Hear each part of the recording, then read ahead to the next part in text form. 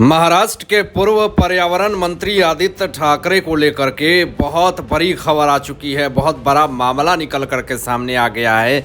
12,000 करोड़ रुपए का जुर्माने का पूरा मामला निकल करके सामने आ गया। आपको बताते हैं कि कैसे आदित्य ठाकरे के ऊपर 12,000 करोड़ रुपए का जुर्माना जो है वो कोर्ट ने लगा दिया है, और इस पे विपक्ष और पक्ष की पूरी राय आपको बताते हैं, जिससे कि कहीं ना कहीं आदित्य ठाकरे की मिर्च जो लगनी है वो शुरू हो चुकी है। और उद्धव ठाकरे जो हैं वो घर में सीना पीटते हुए नजर आ रहे हैं, क्योंकि उनके लाडले आदित्य ठाकरे के ऊपर जो समस्याएं गिर गई है ये कहीं ना कहीं अपने आप में बहुत बड़ा सोचनीय मुद्दा हो गया है। और दूसरी तरफ दोस्तों, संजय राउत को लेकर के एक बहुत बड़ा खुलासा हो गया है।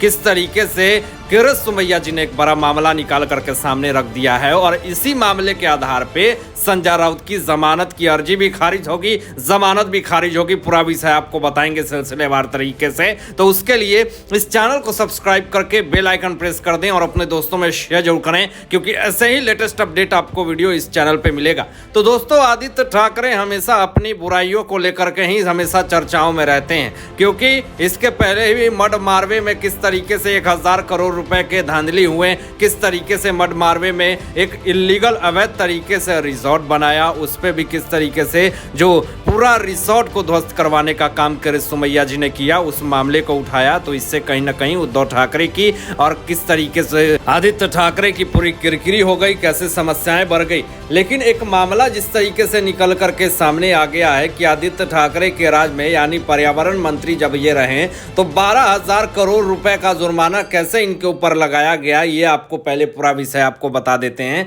जिससे कहीं ना कहीं उद्धव ठाकरे के भी सीने में जलन हो रही है।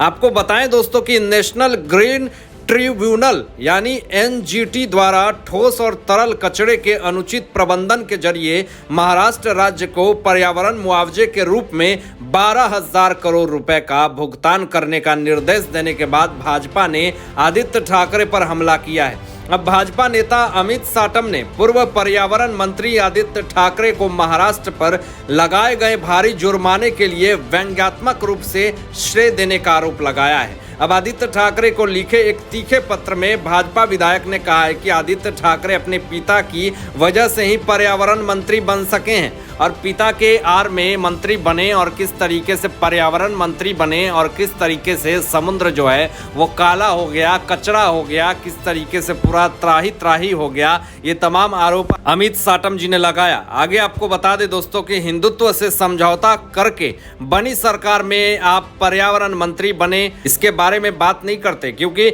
यह केवल आपके पिता के आशीर्वाद के कारण था। मैं आपको बधाई देने के लिए लिख रहा हूं, क्योंकि आपकी असमर्थता के कारण माननीय न्यायालय ने महाराष्ट्र पर 12,000 करोड़ रुपए का जुर्माना लगाया है।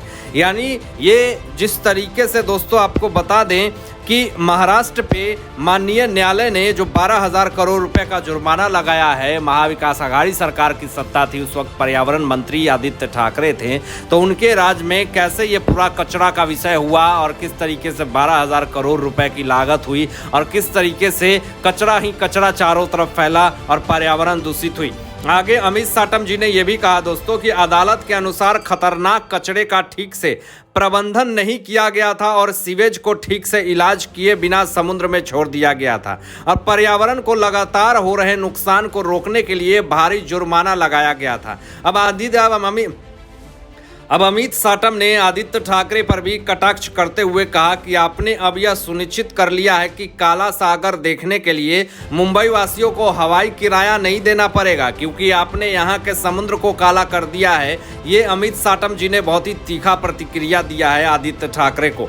आगे दोस्तों कहा कि जलवायु कार्य योजना के नाम पर लोगों को बेवकूफ़ बनाने और सार्वजनिक धन का उपयोग करके विदेश यात्राओं का आनंद लेने के अलावा आपने मुंबई और महाराष्ट्र के बहुत कुछ नहीं किया है। कचरे का प्रबंधन नहीं किया गया था, और सीवेज का इलाज नहीं किया गया था। निपटने के लिए कोई कार्य उपाय नहीं की थी और कहीं भी इस तरह का व्यवस्था नहीं किया गया था जिससे कि कचरा को साफ किया जाए, और ऐसी कोई भी व्यवस्था नहीं की गई थी जिससे कि महाराष्ट्र के कचराओं को दूर फेंक करके उसको दूषित जगहों को सही किया जाए।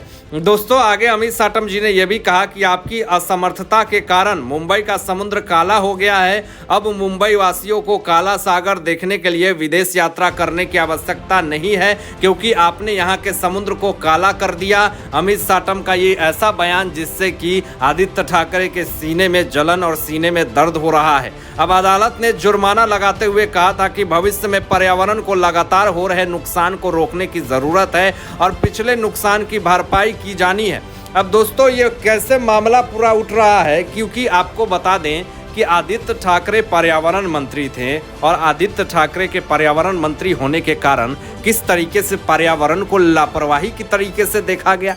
क्या सिर्फ और सिर्फ आदित्य ठाकरे और महाविकास आघाड़ी सरकार महाराष्ट्र में लूटने के लिए बैठी हुई थी, लोगों का पैसा दबाने के लिए, दबोचने के लिए बैठी हुई थी? महाराष्ट्र में कैसे सुव्यवस्था करना है, कैसे पर्यावरण को ठीक करना है, कैसे सड़क को ठीक करना है, ये नहीं दिख रहा था। तो सत्ता गई है तो ये कहते हैं कि उनको नहीं दिख रहा है कि महाराष्ट्र में बाढ़ आ रही है, उनको अब दिख रहा है कि किसान की बेरोजगारी है, उनको अब ये दिख रहा है कि महाराष्ट्र में गंदगी है। ये तमाम चीजें सत्ता से जाने के बाद आदित्य ठाकरे, उद्धव ठाकरे, सबको पूरी महाराष्ट्र की खामियां दिखने लगी। लेकिन सत्ता में यही उद्धव ठाकरे थे और आदित्य ठाकरे थे तो सिर्फ और सिर्फ वसूली को प्रोत्साहन दिया, ड्रग्सबाजों को प्रोत्साहन दिया, दाऊद के गुर्गों को पनाह दिया। तो इस तरह की रणनीति और राजनीति करने वाले घटिया लोगों ने महाराष्ट्र में सिर्फ और सिर्फ अवैधता और गंदगी ही फैलाई है और उससे ज्यादा कुछ नहीं किया है। अब जैसे ही न्यायालय ने महाराष्ट्र पे 12,000, महाविकास आघाड़ी सरकार पे 12,000 करोड़ का जो जुर्माना लगाया है, इस मामले में अब जांच की मांग करी जा रही है। आदित्य ठाकरे के अगर इसमें दोषी साबित होते हैं तो उनको जेल भी जाना पड़ेगा, क्योंकि ये मामला दोस्तों छोटा मोटा मामला नहीं है, ये पर्यावरण को लेकर के पूरा मामला है। आपको पता है कि भारत देश में कितना पर्यावरण की कमी हो रही है, महाराष्ट्र में कितनी बीमारियां हैं जो पर्यावरण ना होने के कारण लोगों को हो रही है, और किस तरीके से आदित्य ठाकरे ने पर्यावरण मंत्री होने के बाद भी किस तरीके से लापरवाही करी, और इस लापरवाही की वजह से आदित्य ठाकरे को जेल जाने की भी आशंका है, ऐसी कयास लगाई जा रही है और उद्धव ठाकरे इसीलिए अपना सिर पीट रहे हैं। दूसरी तरफ दोस्तों, यहाँ पे संजय राउत की समस्याएं इसलिए बढ़ गई है क्योंकि किरण सुमैया जी ने एक छुपे हुए तार को बाहर निकाल करके रख दिया है। आखिर वो कौन सा मुद्दा है आपको बताता हूँ। आपको बता दें कि कुछ दिन पहले की ये बात है दोस्तों कि संजय राउत जो है वो चीन गए हुए थे, और संजय राउत चीन जाने के बाद 5 स्टार होटल में 5 ऐसे बड़े बिल्डर से मुलाकात करते हैं, मीटिंग करते हैं। आखिर किस चीज़ को लेकर के मीटिंग करते हैं, ये मुद्दा अभी तक निकल करके सामने नहीं आया। अब इसी विषय पे किरण सुमैया जी ने जांच की मांग कर दी है और बहुत बड़ा मुद्दा उठा दिया है। उन्होंने कहा है कि चीन में 5 स्टार होटल में 5 बिल्डरों से जा करके संजय राउत मिलते हैं, आखिर किस विषय में बात होती है। उन्होंने इसलिए ये बात कही कि पात्राचाल भूमि घोटाले का मामला उनके ऊपर चल रहा है, संजय राउत के ऊपर।